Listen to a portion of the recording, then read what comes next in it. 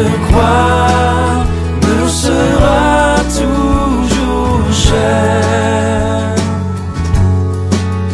Elle est gloire et victoire pour moi. Et par elle, en la maison du Père, la couronne est offerte à ma foi. Et par elle, en la maison du Père, la couronne est offerte à ma foi.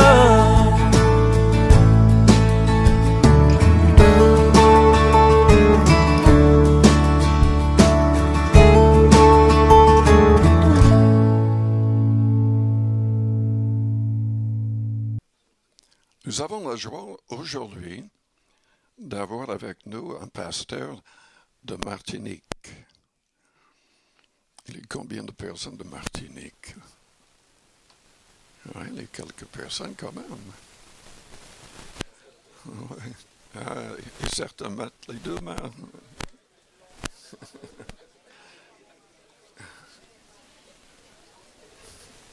Ouais. Notre frère, le pasteur Jean-François Osé Lafontaine, a quitté la France pour travailler là-bas. Et ce pasteur, c'est la fautive, quoi, qu'il a invité. Non. C'est bien que le Seigneur ait ouvert une porte comme cela. Et c'est bien que le frère et son épouse soient avec nous ce matin. Venez, mon frère. Le pasteur Gabriel. Emily. Merci, mon frère. Bonjour à tous et à toutes. Bonjour, chers frères et sœurs. Que le nom de Dieu soit béni, loué au milieu de nous.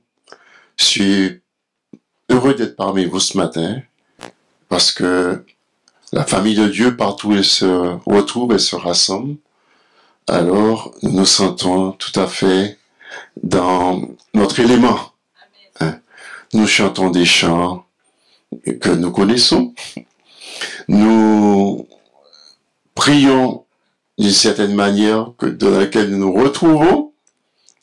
Nous avons une liturgie, effectivement, qui nous rassemble. Hein? Nous sommes des chrétiens évangéliques, des chrétiens nés de nouveau.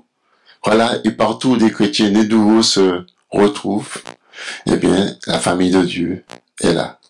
Merci Seigneur. Gloire au Seigneur. Aujourd'hui, c'est un très beau jour pour les chrétiens. C'est Pâques. C'est vrai, hein, c'est Pâques. Au-delà d'une fête catholique, orthodoxe, c'est une fête chrétienne. C'est une fête dans laquelle tous les chrétiens se retrouvent parce que, eh bien, c'est la mort, c'est la résurrection du Christ. Nous sommes appelés à nous souvenir, hein, de cela. Vrai? Quand nous parlons de la mort et de la résurrection du Christ, aucun de nous ne pouvons rester indifférents parce que nous sommes là au point culminant du ministère de Christ. Et nous sommes également au point de départ de notre marche avec Dieu. Donc, ce matin, permettez-moi simplement de partager avec vous un peu cette essence du message pascal. Voilà. Je vais parler un peu plus avant d'aborder le message. Donc, je vais me demander à mon pasteur, Blaise, à combien de temps?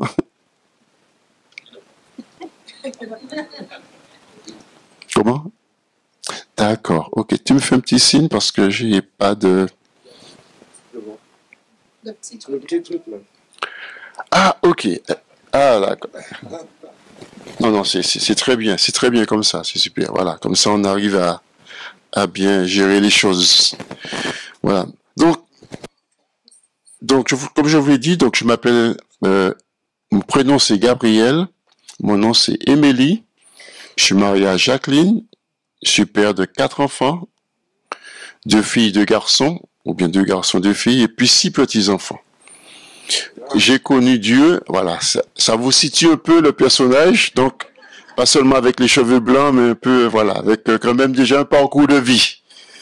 Donc j'ai connu Dieu en 1970, j'avais alors 17 ans, et donc voilà, Dieu est entré dans notre famille par l'intermédiaire de ma mère, qui a été très malade pendant plusieurs années, mais que lorsqu'elle a rencontré l'Évangile, Dieu l'a guéri miraculeusement.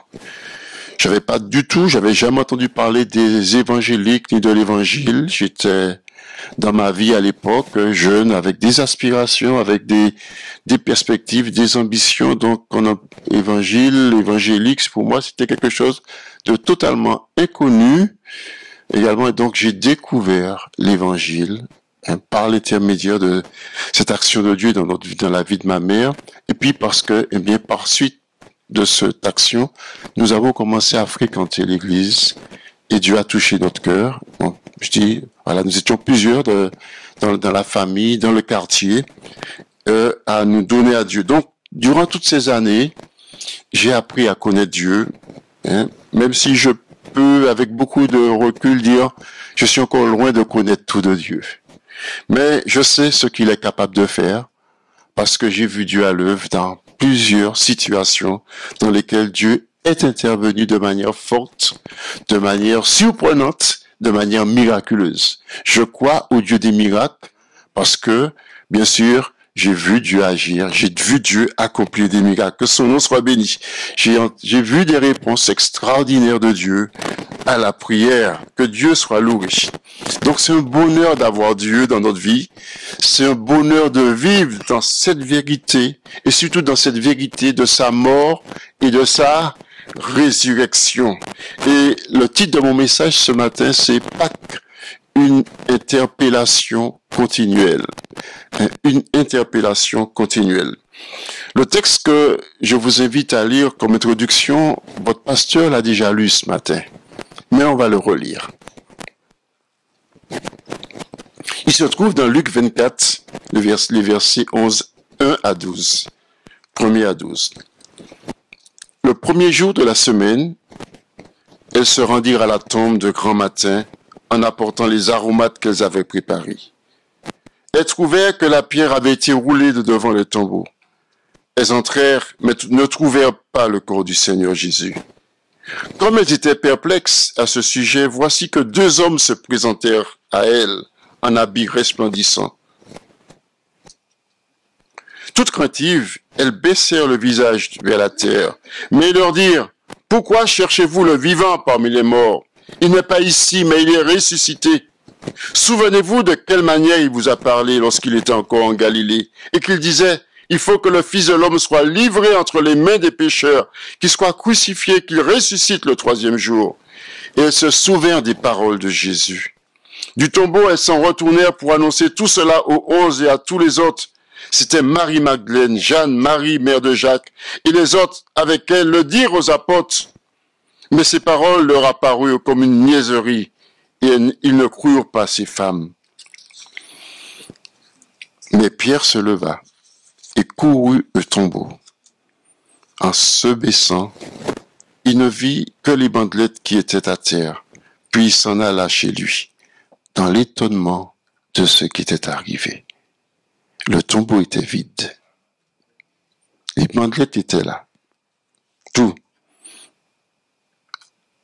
Le questionnement était là. Vous savez, ce récit que nous donne l'évangéliste Luc sur la réalité du tombeau vide, ce message reçu par les femmes, voilà, c'est quelque chose qui nous interpelle toujours. Jésus-Christ de Nazareth est mort sur la croix. Il a été mis dans le tombeau, mais il n'y est pas resté. Le tombeau était vide. Vous imaginez? Il est ressuscité. C'est un message puissant, le message de la résurrection. C'est un message porteur de victoire. C'est un message porteur d'espérance. C'est un message que nous, en tant que chrétiens, nous devons sans cesse proclamer. Notre Seigneur, Jésus, il est mort à la croix. Il a été mis au tombeau. Mais aujourd'hui, le tombeau est vide. Où est-ce qu'il est?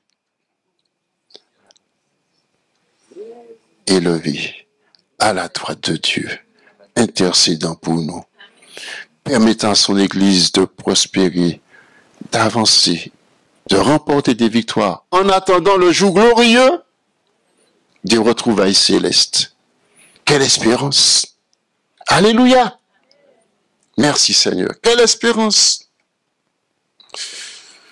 Pâques, c'est la démonstration de la victoire de Dieu, de la réalisation de son projet, du plan qu'il a, je dirais, qu'il a mis en œuvre. C'est la démonstration que Dieu a toujours le dernier mot.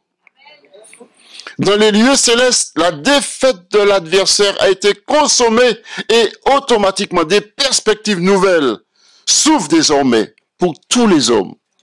Et si nous sommes aujourd'hui rassemblés, et si partout sur cette terre, il y a des hommes et des femmes qui célèbrent Jésus-Christ, alors c'est parce que il y a cette réalité de Pâques.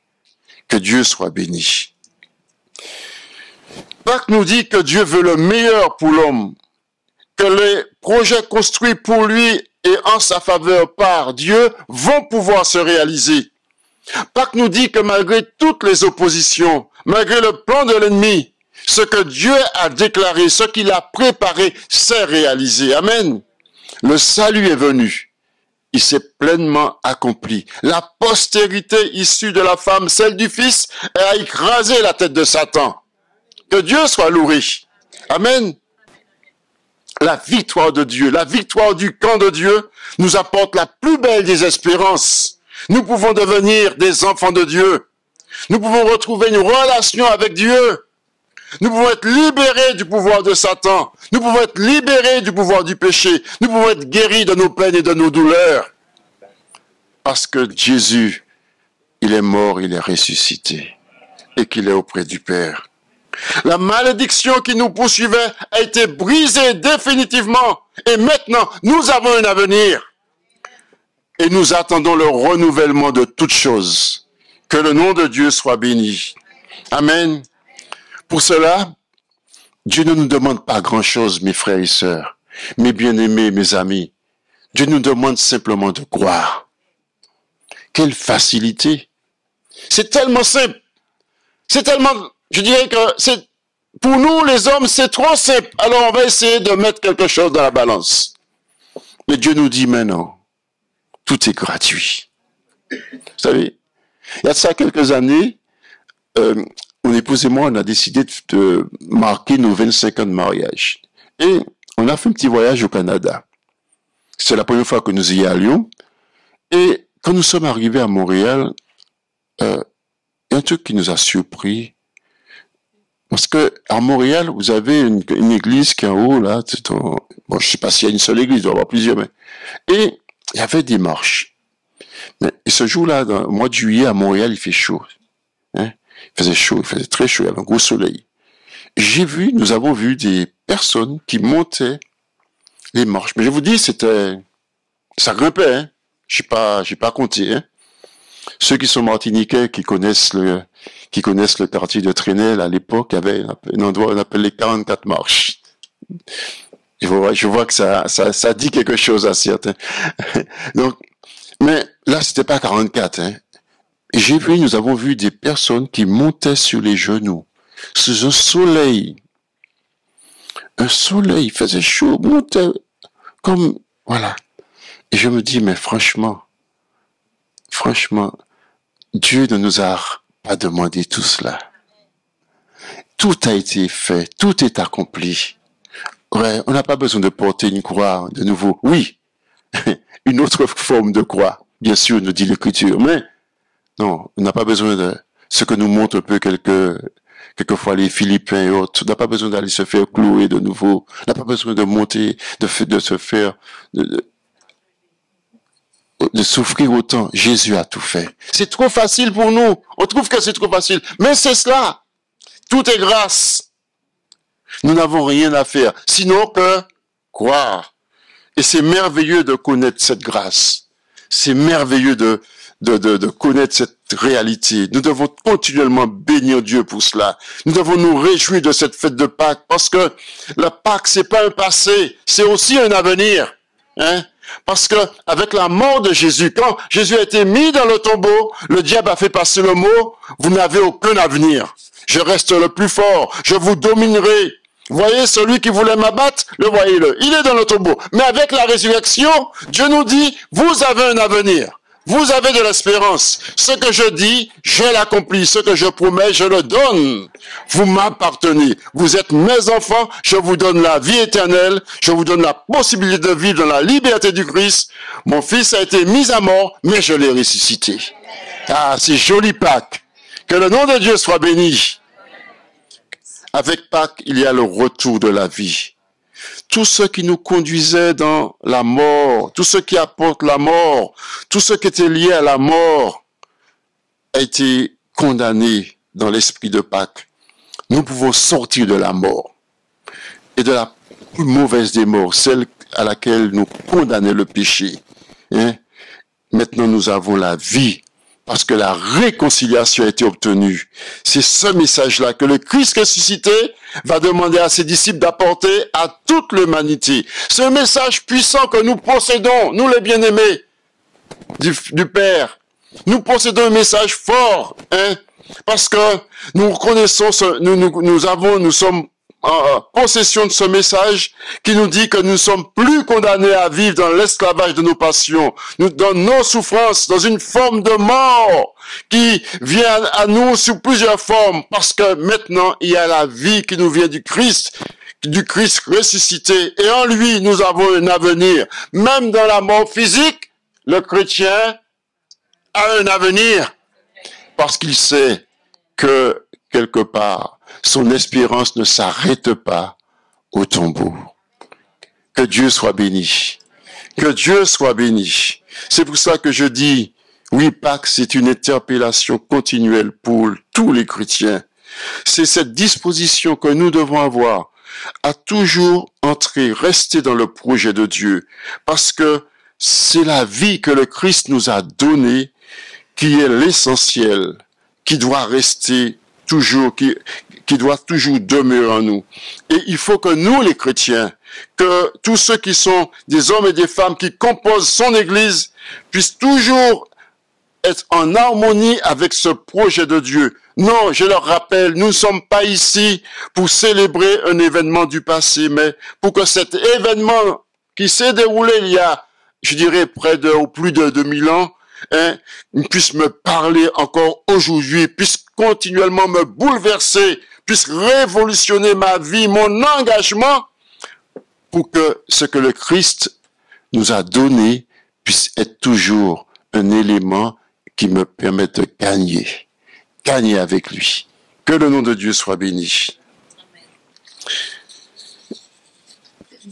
J'aimerais, après avoir un peu parlé de Pâques, dire ceci. Prenons le temps de nous interroger un peu sur notre adhésion au projet de Dieu, sur notre compréhension du projet de Dieu.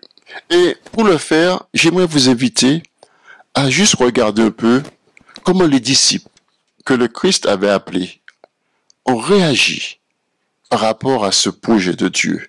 Et comment, effectivement, le Christ a pu ramener ses disciples dans ce projet. Tout d'abord, la première interrogation que nous pouvons avoir, c'est quelle compréhension ces hommes et ces femmes que le Christ avait appelés pour être à côté de lui et qu'il a enseigné pendant 3 ans, quelle compréhension ils ont eue de ce que le Christ leur a transmis. Est-ce qu'ils ont rassuré le Seigneur quant à leur compréhension de l'enseignement qu'ils recevaient? Par exemple, dans Luc 22, verset 3, il nous est dit que Satan entra dans Judas, surnommé Iscariote, qui était du nombre des 12. Quelquefois, il ne faut pas oublier que Judas, il a été appelé par Jésus. Ça nous interpelle, ça nous questionne. Et Judas alla s'entendre avec les principaux sacrificateurs et les chefs des gardes sur la manière de le leur livrer. Oui, Judas, l'un des 12, eut la merveilleuse idée de collaborer avec l'adversaire et de lui communiquer les bons plans pour arrêter Jésus. La Bible nous dit qu'il laissa Satan entrer en lui. Il laissa Satan lui dire que Dieu va échouer. Il laissa Satan lui dire que, en fait, compte, Dieu a tort. Il montre qu'il n'a rien compris. Lui, l'un des 12. Il n'a rien compris du plan de Dieu. Et certainement qu'il a pris le parti de penser que Jésus n'avait aucune chance devant toutes ces oppositions, parce qu'à un moment donné, Jésus a été placé devant énormément d'oppositions. Et certainement qu'il s'est dit, mais il n'avait aucune chance devant toutes ces oppositions, et il valait mieux qu'il trouve une manière un intérêt personnel avant que le bateau puisse faire naufrage. Pour lui, Jésus n'avait pas de chance. Alors il va jouer sa carte personnelle au détriment des autres. Il ne croit pas au projet de Dieu. Il ne croit pas à la capacité de Dieu de gagner. Judas. Nous avons, en Matthieu 26, verset 56, il nous a dit, tous les disciples l'abandonnèrent et prirent la fuite. Lors de l'arrestation de Jésus, le Seigneur n'a pas résisté. Quand nous lisons les évangiles, nous voyons qu'à certaines périodes, certains ont voulu arrêter Jésus. Certains ont voulu le lapider. Et chaque fois, ils ont été arrêtés. Et je pense que, quelque part, les disciples se sont dit, voilà, avec ce gars-là, c'est clair. Qu'est-ce qui va nous arriver? D'ailleurs, il était capable de faire Pierre marcher sur les eaux. Il était capable de dire un mot et que la tempête se calmait. Vous savez, c'est exactement lorsque vous êtes un petit gamin de 8, 9 ans, et que vous avez votre grand frère de 18 ans, que vous marchez à ses côtés, vous regardez vos copains, vous dites, mais mon grand frère est là. Sauf que ce jour-là, Jésus, en sortant du jardin de Gethsémani, lorsque tous sont venus l'arrêter, je pense que les disciples se sont dit, ils vont voir ce que le grand frère va leur montrer là. Et puis ils ont vu que Jésus s'est laissé amener. Oh. Incompréhensible. Alors, oui, sauf qu'il peut. Si le maître ne réagit pas, à combien plus forte raison? Voilà. Donc, tous, on prend la fuite. Pierre, lui, il faut reconnaître quand même, vous connaissez le récit de son reniement, on ne va pas le lire, mais il faut reconnaître quand même que c'est un de ceux qui avait quand même un peu plus de courage. Parce qu'il a suivi Jésus. Les autres ont pris la fuite, mais lui, il a suivi. Et puis il est allé s'asseoir au milieu et on l'a reconnu. Et bien sûr, vous connaissez le récit, comme moi. Et 3 fois, il déclare avec force, je ne connais pas cet homme. Mais Pierre, il se trouve perdu. Pierre est perdu. Il a un petit peu plus de courage et d'audace, mais il est perdu. Il ne comprend pas son maître là. D'ailleurs, lui, il a été le premier à prendre l'épée. Il ne comprend pas son maître. Et il préfère un reniement. Je dirais, souvent, on renie quand on essaie de sauvegarder ce qu'on peut encore sauver. Et puis nous avons ces 2 disciples sur la route d'Emmaüs, là. Nous espérions que celui-là, il délivrait Israël. Mais voilà, il y a 3 jours qu'il est dans le tombeau. Rien ne se passe. 3 jours. Ils n'ont même pas attendu le 4e. Ils ont dit, voilà, on prend l'avion, on rentre en Martinique. Frère, ces textes ne sont pas donnés pour que nous puissions juger ces hommes.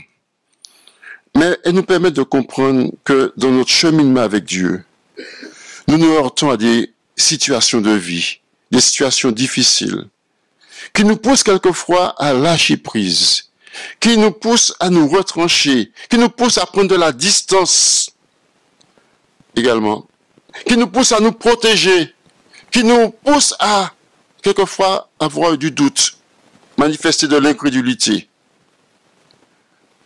Mais il y a Pâques. Et Pâques va tout changer. C'est pour ça que je vous dis que c'est un message puissant. Pâques va tout changer parce que, au travers de sa résurrection, Jésus ira les chercher tous. Et Jésus va tous les remettre en action. Vous voyez ça? Et ça, c'est un message de vie. Il va chercher tous ceux qui s'étaient perdus, égarés, sauf un seul. Oui. Une grande question théologique, mon frère. Pourquoi Judas ne s'est pas repenti? Mais on va faire des tonnes et des tonnes. Pas forcément qu'on trouve là. Tout à fait. Oui. Frères et sœurs, nous restons toujours des humains. Et nous avons quelquefois bien des difficultés à entrer dans le projet de vie de Dieu. Vous savez, nous mettons toujours en avant, nous les hommes, les femmes, bon, je n'ai pas dit nous les femmes, hein, vous les femmes. Nous mettons toujours en avant nos victoires. Vous savez, nous parlons toujours de ce qui a marché. Mais nous cachons un peu lorsque ça... Et quelquefois, nous cachons un peu le chemin par lequel nous sommes passés avant la victoire. Parce que quelquefois, c'est pas glorieux. Si Dieu regardait à nos attitudes, si Dieu regardait à nos trahisons, si Dieu regardait à nos abandons, si Dieu regardait à nos négligences, nous serions condamnés. Mais il y a le ressuscité. Et le ressuscité nous dit que, voilà, pas une interpellation continuelle, elle nous ramène sans cesse. Mais en fait, il me permet de reprendre pied. Il me permet de reprendre la vie. Il me permet de repartir. Il me permet. C'est ce que Jésus a fait pour tous ses disciples également. Il est allé les chercher. Un choc énorme. Vous voyez, c'est une explosion. Je vais pas dire que c'est une explosion nucléaire dans leur esprit, mais pendant 3 ans, avec Jésus, ils ont vécu des choses extraordinaires. Hein? Et donc, là, brutalement, il leur disait, mais je vais mourir, je vais être dans le tombeau. Mais en Martinique, on dit, à beau parler. Vous savez, vous pouvez parler beaucoup, mais si les gens ne sont pas en capacité d'entendre, on oublie que Pierre a dit à Dieu ne plaise. Ça ne t'arrivera pas, Seigneur. Qu'est-ce qu'il nous dit là? Même si le Seigneur dit, arrière de moi, Satan, mais est-ce que il a compris ça à ce moment-là? Donc, c'est pour ça va créer un choc énorme. Ils ont tous failli à leur rôle. Tous, ils ont failli. C'est une défaite cuisante pour eux. Mais Jésus, il a relancé l'Église, il a relancé les disciples, il a relancé son projet avec ceux qui ont failli, sauf un seul. Tous, ils ont failli, c'est avec eux qu'il a construit l'Église. Ah, la force de Pâques, la force du ressuscité. Voyez, vous êtes un chef d'entreprise, vous misez sur des gars là, un moment difficile arrive, ils vous lâchent tous, mais vous pouvez rebondir, hein, et vous allez repartir. Humainement parlant, on ne va pas chercher les gars qui nous ont lâchés. On ne va pas les chercher. Mais Jésus est allé les chercher. Amen. La force de la vie.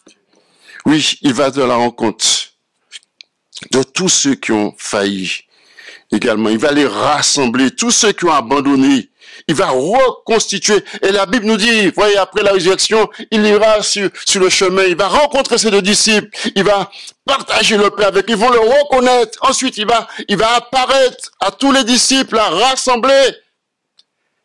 Et il va se retrouver en face de Pierre avec ces gens qui nous rapportent là, avec ce tête-à-tête tellement fort. Pierre, m'aimes-tu? Oui, m'aimes-tu? Vous n'êtes jamais arrivé, vous êtes serviteur de Dieu. Vous dites ça. Ouais, vous êtes au-dessous de ça. Au-dessus de vous, c'est un océan. Et vous êtes au fond. Calmement. Mais vous rencontrez le Christ. Et vous dites, est-ce que tu es prêt à continuer? Je suis ton Seigneur. Je suis ton Seigneur. Je suis mort, je suis ressuscité. Est-ce que tu es prêt à continuer? C'est comme ça qu'ils étaient les disciples. Plongés au-dessous. Comme on dit chez nous en créole, ils étaient en bas de l'eau. Mais Jésus va les enlever. Et puis il va les remettre sur pied. Il va les remettre. Il va leur parler de Pâques. J'ai gagné. La mort n'a pas triomphé.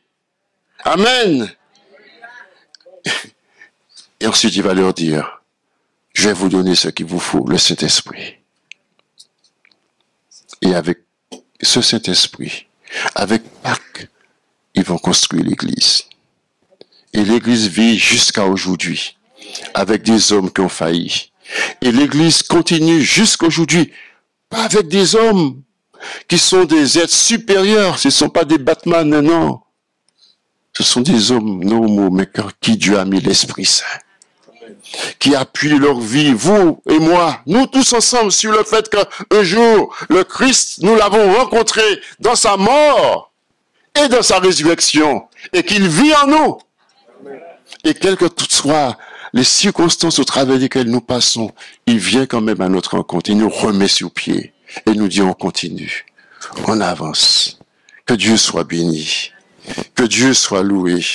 Il va rétablir ceux qui ont renié. Il va renvoyer en mission ceux qui ont connu la défaite. Frères et sœurs, je termine en disant, nous sommes une équipe. Nous sommes l'Église. Frères, en nous associant à lui, en nous appelant, Jésus nous introduit dans une équipe, un peuple. Quand je parle d'une équipe, c'est un peuple. Un peuple de toute langue, de toute nation, de toute couleur. J'aime à dire en Martinique que ce peuple-là, il est composé de noirs, de blancs, de cacao, de rouge, de jaune, voilà. On est l'arc-en-ciel. C'est le peuple de Dieu. Et nous sommes appelés à avancer, à gagner, à être porteurs d'espoir, à être porteurs de vision, parce que notre message s'appuie sur Pâques. Trahison, reniement, découragement, abandon, lâcheté, peur. Autant de situations que les disciples ont connues, autant de situations que nous pouvons de nouveau connaître, nous, dans l'Église. Mais parce que Satan, il cherche toujours à rentrer chez certains pour les forcer à trahir. Hein? Lors des moments de combat, quelquefois, nous brillons par notre absence. Comme les disciples sur le chemin d'Emmaüs, le découragement nous saisit, mais oui. Mais Jésus, Pâques vient. L'esprit du ressuscité, la foi du ressuscité, la nouvelle orientation que nous donne le ressuscité, c'est la Pâques d'aujourd'hui, qui vient vers moi pour me permettre toujours de retrouver ma place nécessaire ou bien de la garder au sein de l'équipe du Christ, au sein de son Église. Que Dieu soit béni. Ce message de Pâques me dit que Jésus ne rejette pas. Jésus ne nous renvoie pas. Il nous interpelle avec un message de victoire. Je suis ressuscité et parce que je suis ressuscité, vous pouvez vivre de ma vie. Ma vie n'est pas destinée à dépérir. Mon Église, elle est pleine de cette espérance. Elle doit être remplie de cette beauté du Christ. Que Dieu soit béni. Et je termine, mes bien-aimés, en disant non. Nous ne sommes pas ici pour célébrer un événement du passé, mais pour que cet événement me parle dans mon aujourd'hui, me bouleverse, révolutionne ma vie, mon engagement auprès du Christ, pour qu'en finalité, cette vie qui me vient du Christ soit gagnante. Il ne nous sert à rien de célébrer les événements de Pâques, de nous concentrer sur les événements qui ont marqué un passé, si cela ne produit aucune action sur mon présent et sur mon devenir. Le Christ ressuscité a transformé des hommes et fait d'une équipe de disciples perdants une équipe de disciples gagnants. C'est cela que Pâques fait continuellement dans nos vies, dans notre Église. Que le nom de Dieu soit béni. Est-ce que nous pouvons le bénir ensemble? Amen. Est-ce que nous pouvons le bénir ensemble? Est-ce que nous pouvons le louer ensemble? L'adorer. Il est notre Dieu. Il est notre Seigneur. Il est celui qui nous emmène à la victoire. Il est celui qui nous relève, qui nous sort de l'eau, qui nous remet dans la barque. Que ton nom soit béni. Que son nom soit béni. Le nom de notre Seigneur, Jésus, il n'est pas resté dans le tombeau. Il est ressuscité. Que son nom soit béni. Et que ce matin, Seigneur, tu fortifies, tu encourages, tu relèves. Peut-être qu'il y a de ceux, Seigneur, qui, comme les disciples, Seigneur, se sont trouvés dans des situations dans lesquelles, Seigneur, les cœurs s'éloignaient. Mais ce matin, tu renouvelles par l'Esprit du ressuscité. Que ton nom soit béni. Que ton nom soit béni. Dans le nom de Jésus. Alléluia. Amen. Gloire à ton nom, Jésus.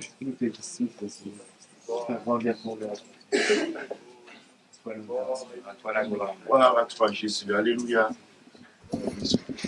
Restez avec les yeux fermés, les fronts courbés. Peut-être que vous êtes là et vous avez abandonné le Christ tout en étant dans une réunion de croyants. Dans votre cœur, vous avez abandonné le Christ. Ou peut-être que vous êtes découragé. Vous avez perdu une pleine foi en Christ. Peut-être que c'est parce que vous avez échoué à un certain niveau. Jésus-Christ est notre victoire. Il est toute grâce. Il veut nous pardonner. Il veut nous libérer du pouvoir de l'esclavage du péché.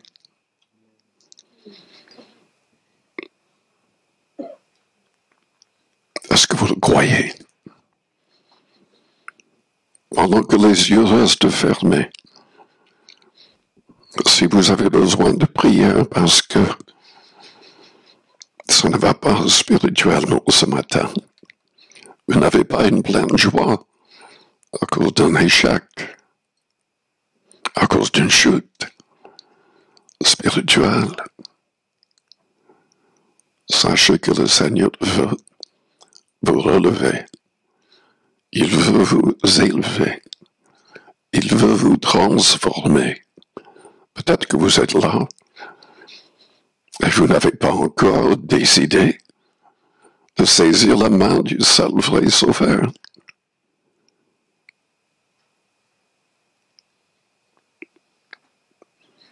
C'est lui la vraie joie, la vraie paix. Quand on saisit sa main, tout change. Et c'est pour le meilleur. Le meilleur pour l'éternité. Les hommes sont tous condamnés. Oui, il y a quelque chose après la mort. Il y a un châtiment éternel pour tous les hommes. À moins de saisir la main du seul vrai Sauveur, qui est Jésus-Christ. Il n'y a que lui qui a accompli plus de 300 prophéties. Il n'y a que lui qui avait prédit sa mort par crucifixion et qui ressusciterait le troisième jour. Qui d'autre dans toute l'histoire a fait de telles choses? C'est le seul qui peut vous aider, qui peut sauver votre âme, qui peut vous remplir de joie, de paix, pour l'éternité. Si vous voulez placer votre confiance en lui, si vous avez besoin de lui parce que, en tant que croyant, ça ne va pas, sachez que tout peut changer si vous ne doutez point. Si vous avez besoin de prière, faites-moi signe. Pendant que les yeux restent fermés, faites-moi signe. En élevant votre main juste pour un instant, je voudrais prier pour vous. Oui, plusieurs personnes. Plusieurs personnes. Priez là à votre place, dans votre cœur. Si nous confessons nos péchés, il est fidèle et juste pour nous les pardonner, pour nous purifier de toute iniquité. Quiconque invoquera le nom du Seigneur sera sauvé. Si nous l'acceptons comme le Maître, comme le Seigneur de chaque détail de notre vie, il va nous transformer, il va nous sauver du châtiment éternel et nous donner la vie éternelle. Est-ce qu'il y a quelqu'un d'autre qui dirait, par la main élevée, priez pour moi? Je veux donner au Seigneur Jésus-Christ toute ma vie, chaque détail de ma vie. Je veux qu'il soit le Seigneur. Faites-moi signe si c'est votre désir. Merci. Merci.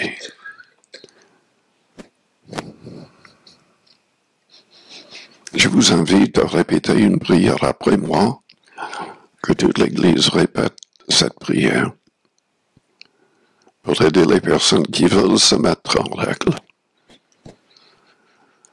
Père Céleste, je proclame ma foi en ton Fils Jésus-Christ. Il était sans péché. Il s'est donné volontairement pour moi. Selon les prophéties. Et selon les prophéties, il est ressuscité le troisième jour.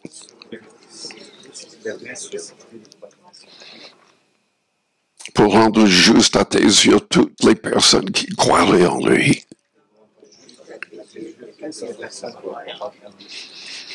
Seigneur, je désire être un vrai disciple du Christ. Je reconnais que je suis pécheur,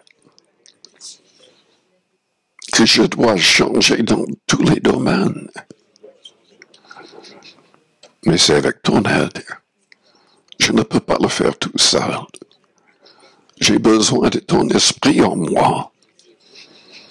J'ai besoin de ta parole au fond de mon cœur. Fais de moi un vrai disciple. Que je passe par une pleine repentance réelle.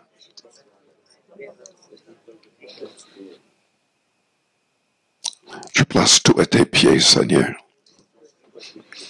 Je renonce à ma propre volonté. Je désire que tu sois Seigneur. Maintenant, priez à votre manière, dans votre cœur. Par cela, je prie pour les autres qui sont déjà croyants, mais qui veulent te glorifier par une vie de sainteté, par une vie d'obéissance, par une vie de foi. Seigneur, saisis toutes ces personnes, remplis-les de ton Esprit Saint. Que leur vie en soit bouleversée. À jamais. À jamais.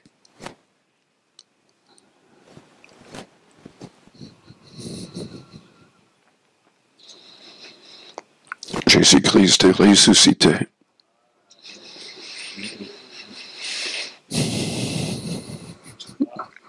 Et il peut ressusciter même les morts. Si vous êtes malade et vous croyez qu'il peut vous guérir, élevez vos deux mains vers le ciel et recevez cette guérison par la foi. Recevez cette guérison. Élevez vos mains bien haut par la foi et recevez. Au nom de Jésus-Christ de Nazareth, soyez guéris. Soyez guéris. Seigneur Jésus, que toutes ces personnes soient entièrement guéries et qu'elles puissent en témoigner. Je te remercie pour tout ce que tu fais à l'instant même.